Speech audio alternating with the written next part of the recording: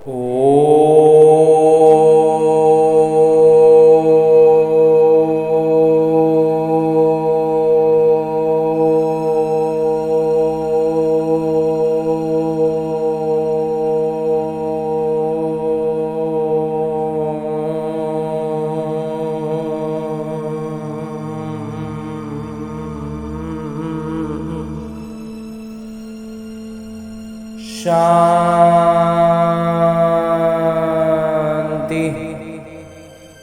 ओम शांति बाबा।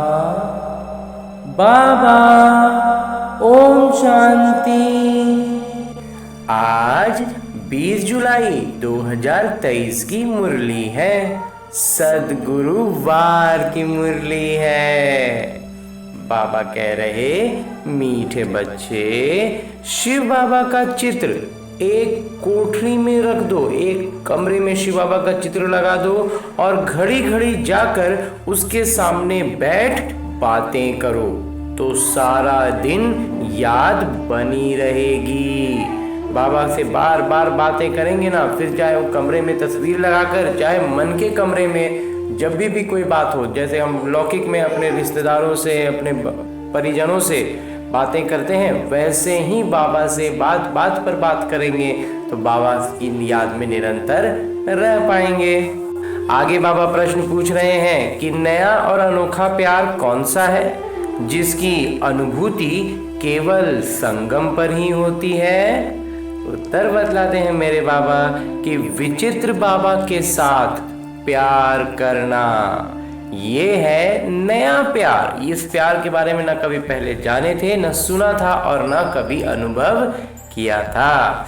तुम जानते हो, निराकार विचित्र बाबा इस साकार में आए हुए हैं। हम उनके सामने बैठे हैं। हमें संगम पर सीधे ईश्वर का प्यार मिलता है, इसलिए ये है नया और अनोखा प्यार। सारा कल्प देहधारियों से प्यार किया, अब विदेही बाबा से प्यार करना है।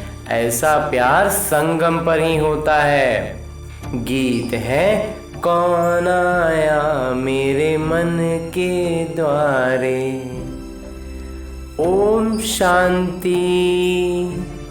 बच्चे जानते हैं कि बेहद के पिता विचित्र हैं और अभी एक नया प्यार लेकर के हम बाबा के पास बैठे हैं और वो आए हैं, हमारे सम्मुख आए हुए हैं बाबा।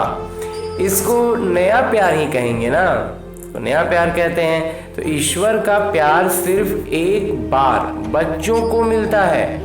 बच्चे समझ सकते हैं कि बरोबर परमपिता परमात्मा को हम सब याद करते हैं। वो बैठ बच्चों को पढ़ाते हैं। इस संगम युग पर ही बाबा सम्मुख आए हैं और हमें पढ़ा रहे हैं। वो निराकार विचित्र बाबा इनमें आए हुए हैं। ब्रह्मा बाबा के तन में आए हुए हैं, तो परमपिता परमात्मा हम आत्माओं के पिता हैं। हम अभी उनको जान पहचान गए हैं। अब हम अच्छे से अपने बाबा को पहचान गए हैं। ये प्यार भी अनोखा है। वैसे तो हमेशा देहधारी को ही प्यार किया जाता है। ये है विदेही, बगैर देह के इनका कोई शरीर है ही नहीं। हम उनके सम्मुख बैठे हैं। वो बहुत प्यार से आकर हमें पढ़ाते हैं। तो नई बात हुई ना। हाँ जी बाबा, आगे जो आशाएं, पहले से जो हमारी आशाएं थी कि धन मिले, महल मिले, वो सब आशाएं अब बदल गई हैं। अब लौकिक में कोई इच्छा नहीं है बाबा। लौकिक दुनिया में ये चाहिए वो चाहिए। सारी दुनिया में तुम्हारी आस बदली हुई है। हम अभी बाबा से विश्व का मालिक बनने का पुरुषार्थ कर रहे हैं। अभी तुम सम्मुख बैठे हो। जानते हो, वही सब आत्माओं के पिता पतित पावन शिव हैं। याद भी उनको ही करते हैं। अभी तुम बच्चे सम्मुख बैठे हो। दिल में उमंग है, बेहद के पिता से बेहद का वर्षा लेना है। इस बात की बहुत ज्यादा उमंग है। कितना विचित्र, अनोखा वंडरफुल बाबा है। बाबा तो बिल्कुल अनोखे हैं, ये और कोई नहीं जानते। जब तक बाबा को जानेंगे नहीं, पहचानेंगे नहीं, इस बात को और कोई समझ भी नहीं सकते। सिर्फ तुम ही जानते हो कि बाबा कैसे अपना बनाकर फिर पढ़ाते हैं। पहले बाबा अपना बनाते हैं, उसके बाद हमें एक एक करके धीरे धीरे ज्ञान की सारी बातें बताते जाते हैं। हमारी बुद्धि में स्पष्टता आती जाती है मंथन करने से। तो ऐसी क्या युक्ति करें जो घड़ी घड़ी बाबा को याद करते रहें? उसी में बाबा राय देते हैं कि हर एक अपने घर में शिव का चित्र रख दें। शिव बाबा का चित्र देख समझेंगे कि बेहद के पिता पतित पावन आए हुए हैं पावन दुनिया स्थापन करने। तो उनसे हम सभी अभी 5000 वर्ष पहले मुआफिक वर्षा ले रहे हैं स्वर्ग के स्वराज्य का। आत्मा जानती है कि हम स्वर्ग में जाकर शरीर के साथ राज्य करेंगे। जो बात कभी स्वप्न में भी नहीं सोची थी, अब वो आए हैं तो उनको एक कोठरी बना करके, उनके लिए एक अलग कमरा बना करके शिव बाबा का चित्र उसमें रख, और उसमें रखना भी है और उसमें लिख देना चाहिए कि बाबा आए हुए हैं, उनको आना ही है स्वर्ग की स्थापना करने, तो नरकवासियों को स्वर्गवासी बनाने। उसके बाद बाबा कहते हैं कि घड़ी घड़ी शिव बाबा को देखते रहेंगे तो याद भी रहेगी। लौकिक में चित्र देखेंगे तो याद आएगी, और फिर जब बातें करेंगे तो उनकी स्मृति में, उनकी मुरली के मंथन में हम ऊपर उठेंगे, हमारी बुद्धि की स्पष्टता बढ़ेगी। चित्र गले में भी डाल देते हैं, गले में भी लॉकेट लगाते हैं। पति का चित्र भी गले में डाल देते हैं ना, लॉकेट बना के रखते हैं। हाँ बाबा, तो तुम बच्चों के लिए भी तैयार करा रहे हैं। पारलौकिक पिता को याद करना बड़ा अनोखा है, और सभी को याद, और बाकी जो भी हैं उन सब की याद को समेट देना है, और सिर्फ हमें एक को याद करना है। ये स्वाभाविक रूप से होने लगेगा, विशेष रूप से जोर लगाना नहीं पड़ेगा, अपने आप सिर्फ शिव बाबा ही याद रहेंगे और कोई याद आएगा ही नहीं। जैसे भक्ति मार्ग में भी अपने घर में पूजा की एक कोठी अथवा मंदिर बनाते हो ना, वैसे ही ज्ञान मार्ग में भी एक कोठी बनाए, उसमें सिर्फ शिव बाबा का चित्र रखना चाहिए और उसमें लिख देना चाहिए कि बाबा आए हुए हैं। मनुष्य समझते हैं ब्रह्मा कुमारियों की मुरली विकार से छुड़ाती है। अरे ये तो अच्छा है ना, पावन बनने के लिए जरूर विकारों को तो छोड़ना होगा, लेकिन बिगड़ते हैं कि भक्ति क्यों छोड़ते हो?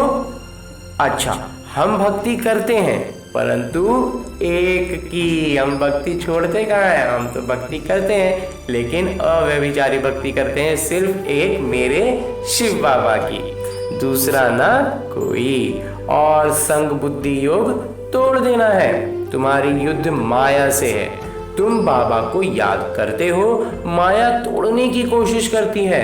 हमको शिव बाबा से वर्षा मिलता है, ऐसे याद करते रहेंगे। वो कितना भी तोड़ने की कोशिश करे, हमको पकड़ के रखना है कि हमें बाबा से वर्षा मिलता है। तो शिव बाबा को देखते रहेंगे तो तुम्हारी कोठी वैकुंठ बन जाएगी। बाबा के सम्मुख बार बार जाएंगे, बाबा से बातें करेंगे, तो धीरे धीरे उस जगह का ऐसा वातावरण बन जाएगा कि जैसे वो वैकुंठ हो। मीरा भी भक्ति करती थी तो वैकुंठ का साक्षात्कार करती थी ना, उनको भी साक्षात्कार कराने वाले तो शिव बाबा ही हैं। तुम्हारी बुद्धि में अब आया है कि हम शिव बाबा से विश्व का मालिक बनते हैं। भक्ति मार्ग में ये पता नहीं रहता कि शिव करते क्या हैं क्यों उस पर बलि चढ़ते हैं। तुम समझते हो कि सबसे ऊंचे है शिव बाबा, उनको ही परम पिता परमात्मा कहा जाता है। परमात्मा से जरूर नई चीज ही मिलेगी ना, उनको हेवनली गॉड फादर भी कहा जाता है। स्वर्ग में है श्री कृष्ण, उनको पिता नहीं कहेंगे, वो तो बच्चे हैं। स्वर्ग स्थापन करने वाले पिता हैं और वो भी निराकार, वो देहधारी नहीं। यूं तो आजकल सबको फादर कहते रहते हैं, गांधी को भी बापूजी कह देते हैं, परंतु सब धर्म वाले नहीं कहेंगे। अर्थ तो समझते नहीं है। तुम जानते हो सबके बापूजी तो शिव बाबा हैं। शिव दादा नहीं बाबा, वो निराकारी दुनिया में रहते हैं। श्री कृष्ण को याद करेंगे, लेकिन वो तो वैकुंठ निवासी हैं। ऋषि मुनि आदि सब देहधारी यहाँ होकर गए हैं। परमपिता परमात्मा है निराकार, उनको देह है नहीं। सर्वव्यापी के ज्ञान के कारण बुद्धि किसी की भी चलती नहीं है। जो रावण ने ना बहुत बड़ा बड़ा काम इतने बारीकी से कर दिया है ना कि हम उसी में उलझ के रह जाते हैं। इस रावण ने हमारी बुद्धि में डाल दिया क्या कि ईश्वर जो है वो सर्वव्यापी है, और बस सर्वव्यापी कहने मात्र से ही हम कदम बढ़ाते ही नहीं हैं, हम लड़खड़ा जाते हैं। तो ऐसे छोटी छोटी जो अंतर तो बहुत छोटा सा करता है, लेकिन प्रभाव बहुत बड़ा आता है, इसको हमें समझना है। इसलिए बाबा कहते हैं कि किसी की बुद्धि चलती ही नहीं है, बाबा आकर बुद्धि का ताला खोलते हैं। यहाँ है नई बात, ये बिल्कुल नई बात है जो यहीं पर बताते हैं बाबा।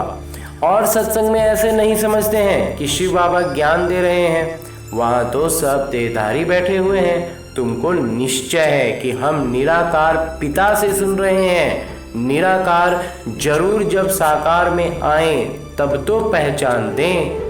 कल्प कल्प बाबा आते हैं, आकर मालिक बनाते हैं, फिर भी माया कितना हैरान करती है, विघ्न डालती है। रुद्र ज्ञान यज्ञ में असुरों के विघ्न पड़ते हैं, देह अभिमान आने से ही विघ्न पड़ते हैं। बाबा कहते हैं अपने को अशरीरी समझो, हम तो बाबा के बने हैं, बाबा वापस लेने आए हैं। ये शरीर छोड़ अब वापस जाना है।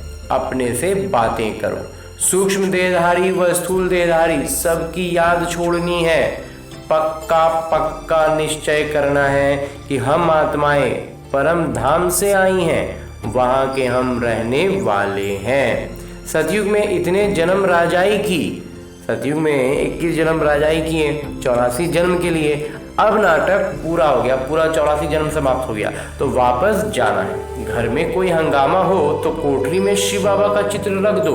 घर में कोई भी कलह कलेश का अगर माहौल बनने लगे तो शिव बाबा अपने घर में उनको जरूर रखना है, और उनसे जाकर के मुरली का मंथन करना है, बातें करनी है। हर एक बात छोटी से बड़ी बाबा से बातें करेंगे तो उसका प्रभाव पड़ेगा।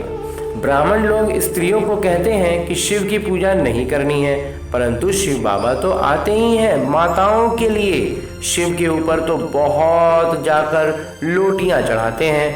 पुजारी लोग खुश होते हैं क्योंकि माताएं सबसे ज्यादा पैसा रखती हैं। भक्ति की सच्ची भावना अबलाओं माताओं में रहती है। पुरुष तो जैसे खग्गे हैं, घड़ी घड़ी बाहर निकल जाते हैं। बुद्धि योग बहुत भटकता है, पत्नी का पति की तरफ बहुत मोह जाता है। तुम बच्चे समझते हो ये दुख धाम है, अब सुख धाम स्थापन करने वाले बाबा आए हुए हैं। युक्तियां रचनी है, हम बाबा को कैसे याद करें, क्या क्या युक्तियां रचें जो बाबा हमारी याद में निरंतर रहें। उनको इन आंखों से नहीं देखा जाता, ये आत्मा कहती है। हमारा शिव बाबा पिता है, तो शिव का चित्र देखने से बड़ी खुशी होगी। पिता की तस्वीर देखेंगे तो बड़ी खुशी होगी। तुम बच्चों का योग भी अव्यभिचारी चाहिए। शिव का चित्र रख घड़ी घड़ी याद करते रहो। बाबा ने अपना मिसाल बताया था कि लक्ष्मी नारायण के चित्र से हमारा कितना प्यार था। फिर एक दिन ख्याल आया कि लक्ष्मी दासी बन पांव दबा रही, ऐसे तो ठीक नहीं है। तो आर्टिस्ट को कहा कि इससे लक्ष्मी को तो मुक्त कर दो। बाकी नारायण का चित्र पॉकेट में पड़ा रहता था। एक पॉकेट में एक मुरादी के बॉक्स में, एक पॉकेट में और एक मुरादी के बॉक्स में घड़ी घड़ी चित्र देखते रहते थे, जैसे मस्त एकदम, परंतु गुप्त करते थे, कोई देखे नहीं तो कहेंगे ये क्या करता है। पहले श्री कृष्ण से प्यार था, फिर उनको छोड़ विष्णु से हो गया। जैसे भक्ति नौधा होती है, भक्ति तो नौधा ही होती है अगर पूरा डूबेंगे उसमें, तो वैसे ये याद भी नौधा होनी चाहिए। इससे प्राप्ति बहुत भारी है, उनसे तो कुछ नहीं, अल्पकाल के लिए थोड़ा सुख मिलता है, फिर दूसरे जन्म में मेहनत करनी पड़े। भक्ति में धंधे आदि में मेहनत लगती है ना, कमाओ तब खाओ। बाबा तुमको इस एक जन्म में इतनी मेहनत कराते हैं जो 21 जन्म तक प्रारब्ध भोगते रहेंगे। कुछ मेहनत करने की दरकार नहीं रहेगी, 21 जन्म सदा सुखी रहेंगे। तो ऐसे पिता जो पुरुषार्थ करना सिखलाते हैं उनको तो याद करना चाहिए ना। कहते हैं श्वासों श्वास याद करो। गुरु लोग अपने शिष्यों को कहते हैं माला फेरो, राम राम करते रहो। बस राम राम जपते जपते रोमांच खड़े हो जाते हैं, राम राम की मस्ती में झूलते हैं। जैसे कि राम की पुरी में पहुंच गए हैं, इस तरह का मतलब खो जाते हैं। तुमको तो बाबा कहते हैं एक शिव बाबा की याद का अजपा जाप करो और कुछ याद न आए और कुछ भी याद न रह जाए, सिर्फ बाबा की याद में खोए रहना है। निरंतर हर कार्य करते प्रयास करना है। बाबा कह रहे हैं युक्तियां निकालनी है, नहीं। परंतु माया भी सामना करती है। भक्ति मार्ग में थोड़े ही माया सामना करती है। इसमें माया जो है वो सामने से आने लगती है, क्योंकि इस मार्ग को जब पकड़ते हैं ना तो माया से हम छूटने लगते हैं। तो माया कस के पकड़ना की कोशिश करती है कि कहीं ये पूरा छूट न जाए।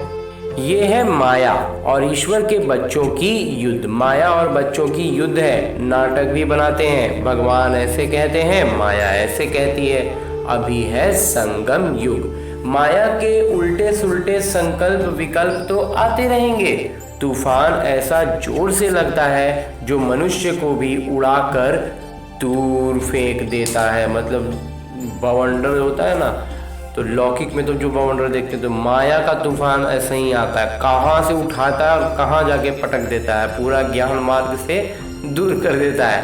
ये फिर माया रावण का तूफान है। उनसे बचने की युक्तियां तो बाबा बताते रहते हैं। युक्तियां हैं, बाबा बताते हैं, मंथन द्वारा अपनी बुद्धि में भरे रहेंगे तो जब तूफान आएगा तो उससे उन युक्तियों को इस्तेमाल कर पाएंगे। तुम कहेंगे हमको परमपिता परमात्मा राजयोग सिखलाते हैं। तुमसे कोई पूछे कि तुमको ये सन्यास किसने कराया, गुरु कौन है, बोलो, तब कहना है कि परमपिता परमात्मा।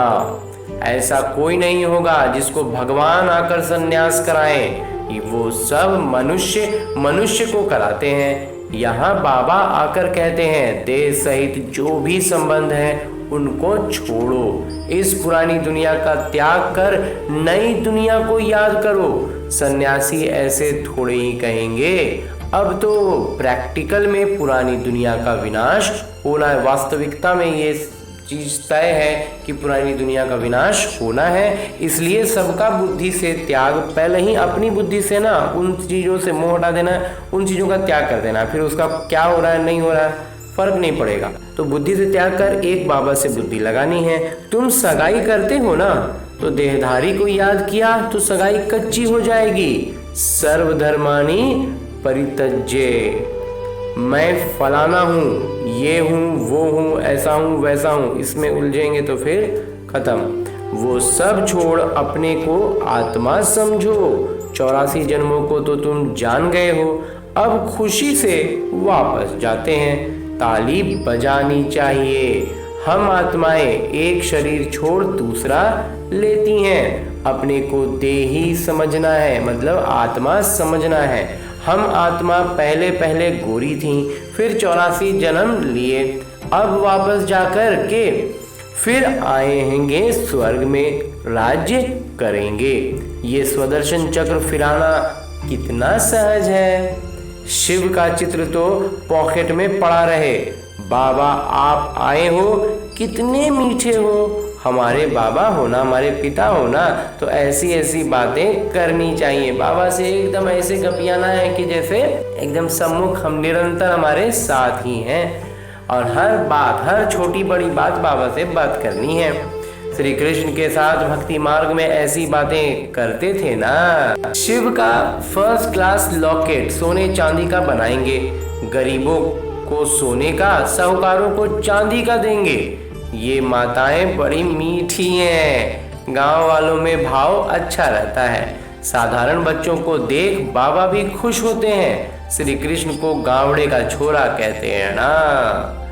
श्री कृष्ण तो गावड़े का छोरा बन न सके, वो तो स्वर्ग का मालिक है। इनकी और श्री कृष्ण की बातें मिला दी हैं, मिक्स कर दी हैं। गावड़े का पूरा अनुभव इनको है, तो शिव बाबा व श्री कृष्ण गावड़े का छोरा बन न सके। हाँ, यह दादा, ये ब्रह्मा बाबा छोटेपन में थे गावड़े का छोरा, पला ही गावड़े में पला बड़ा ब्रह्मा बाबा का लालन पालन गावड़े में ही हुआ। तो इस साधारण तन में फिर बाबा ने आकर प्रवेश किया है। बाबा ने मुख्य बात समझाई है कि सारा मदार है याद पर, याद कभी भूलनी नहीं चाहिए। लौकिक बच्चा थोड़े ही कभी कहेगा कि मैं अपने पिता को भूल जाता हूँ। सजनी कभी साजन को भूल जाती है क्या? नहीं बाबा, इम्पॉसिबल है, वो संभव ही नहीं है। ऐसे ही ये है तुम बच्चों के लिए मेहनत का काम। ऐसा है क्या? नहीं बाबा, ऐसा तो बिल्कुल नहीं है कि इसमें मेहनत लगे। बिल्कुल जैसे लौकिक में सबों को याद रखते हैं, वैसे ही अलौकिक मेरे बाबा मुझे याद रहते हैं। निरंतर याद के अभ्यास से ही विकर्म विनाश होंगे, नहीं तो फिर सजा खानी पड़ेगी। विजय माला में आ नहीं सकेंगे। कमाल है बाबा की जो बूढ़ियों, गरीबों, गणिकाओं, अहिल्याओं, कुब्जाओं आदि को आकर अपना बनाते हैं। यूं तो कोई चित्र की दरकार नहीं है, परंतु माया भुला देती है, इसलिए चित्र रखा जाता है। लौकिक आंख से जब चित्र देखते हैं ना, तो अलौकिक आंख से बाबा की याद थोड़ी हरी भरी होती है। बुद्धि में रहना चाहिए कि हम जाते हैं बाबा के पास। रास्ता देख लिया है, मुक्ति जीवन मुक्ति का मुख्य राजमार्ग बाबा ने दिखला दिया है कि कैसे मुक्ति है और कैसे जीवन मुक्ति है। और कोई पंडा होता ही नहीं है। इनको इंद्रप्रस्थ भी कहते हैं। कोई पतित आकर छिप करके बैठेगा तो पत्थर बुद्धि बन जाएगा। छिप के बैठने से पत्थर बुद्धि बनेंगे। तो बाबा तो अंतर्यामी है ना। ये बाबा, ये जो ब्रह्मा बाबा है, ये बाहरयामी है। इनको तो लौकिक में जो सामने से बताया जाएगा, जो दिखाया जाएगा, वहीं देख पाएंगे। लेकिन शिव बाबा सब देख लेते हैं। तो उस बाबा को झट मालूम पड़ जाता है कि पतित छिपा हुआ बैठा है। तो जिसने ऐसे पतित को लाया उनको, और जो पतित आकर बैठा होगा, उन दोनों को सजा मिलेगी। इसलिए कभी भी पतित को नहीं लाना चाहिए। लॉ ऐसे कड़े हैं, ये कायदे बिल्कुल इस तरह के कड़े बनाए हैं बाबा ने। कोई पतित छीछी को नहीं बिठाना चाहिए, नहीं तो बड़ी कड़ी सजा के भागी बन जाएंगे। यहाँ कोई चोरी ठगी चल ना सके। यहाँ शिव बाबा के सामने कोई ठगी चालाकी थोड़ी चलने वाला है। पाप और पुण्य का हिसाब किताब धर्मराज के पास रहता है ना। अंजी बाबा। अच्छा, मीठे मीठे सिकिलते बच्चों प्रति माता पिता बाबा का याद, प्यार और आशीर्वाद। रूहानी बाबा की रूहानी बच्चों को नमस्ते। हम रूहानी बच्चों की ओर से रूहानी बाबा को याद, प्यार और प्रणाम। धन्यवाद बाबा, धन्यवाद। मुरली के लिए भी धन्यवाद, और इस अनूठे अलौकिक ब्राह्मण जीवन के लिए भी बहुत बहुत बहुत धन्यवाद बाबा। धारणा है कि सभी की याद को समेट, बुद्धि योग सभी से तोड़ एक बाबा की याद में रहना है। शिव बाबा की कोठी बनाए, उनकी अव्यभिचारी याद में बैठना है। अपने आप से मीठी मीठी बातें करनी है। हम पहले कितने सुंदर और गोरे थे, फिर 84 जन्म लिए, अब खुशी से वापस जाते हैं। ऐसे अपने साथ बातें कर स्वदर्शन चक्र फिराना है।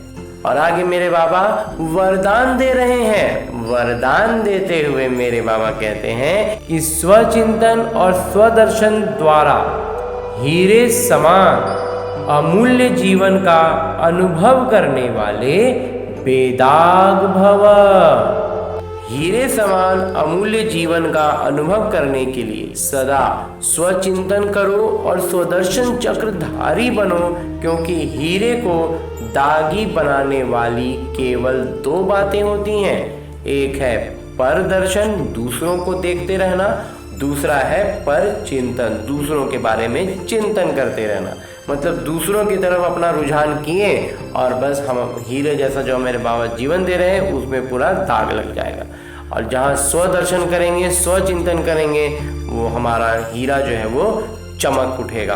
तो यही दो बातें संग के रंग में स्वच्छ हीरे को दागी बना देती हैं। इसलिए इस मूल बीज को समाप्त कर स्वचिंतन करो और स्वदर्शन चक्र फिराओ, तो धूल और दाग लग नहीं सकता। फिर पूरा जीवन जो है वो एकदम निखरा हुआ रहेगा। सदा बेदाग सच्चा हीरा, चमकता हुआ अमूल्य हीरा बन जाएंगे। और अंत में स्लोगन है, मुरली का उपदेश है कि विचित्र बाबा के चित्र और चरित्र को याद करने वाले ही चरित्रवान हैं। अच्छा, ओम शांति बाबा।